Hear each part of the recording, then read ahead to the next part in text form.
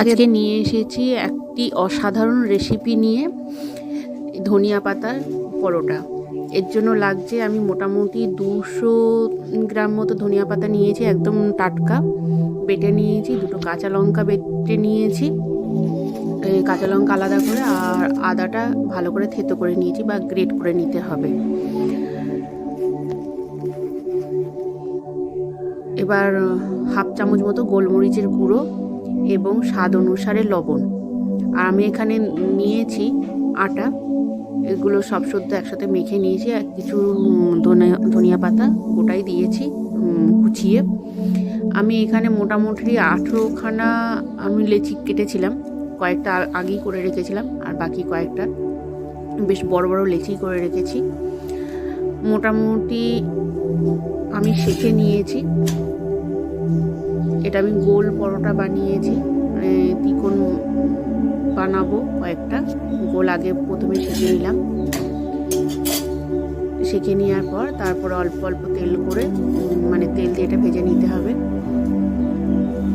যেহেতু এক হাতে তৈরি করা, তো সেই জন্য একটু অসুবিধাই হয়েছে আমার, পুরোটা দেখানো সম্ভব হয়নি। একটা করে সব সেঁকে নিয়েছি। এবার অল্প অল্প করে তেল দিতে হবে। আর এই সময়তে গ্যাসের ফ্লেমটা একটু বাড়ানোই ছিল, একটু পুড়ে পুড়ে গেছে।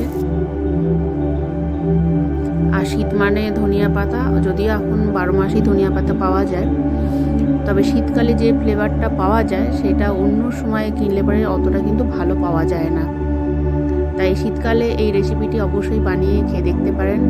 নতুন ধরনের বা একটু ভিন্ন স্বাদের যে পরোটাটা, খেতেও ভালো লাগে এবং অন্যদেরকে খাওয়ালেও বানিয়ে বাড়ির সকলে, তারাও প্রশংসাই করবে এবং আবারও খেতে চাইবে।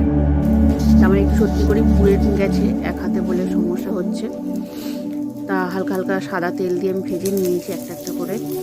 প্রথমে একটু সেঁকে নিয়েছিলাম হালকা করে, এতে সুবিধা হয়, মানে সেঁকে নিলে পরে আর পরোটাগুলোও কাঁচা থাকে না, পুরোপুরি ভাজা হয়ে যায়।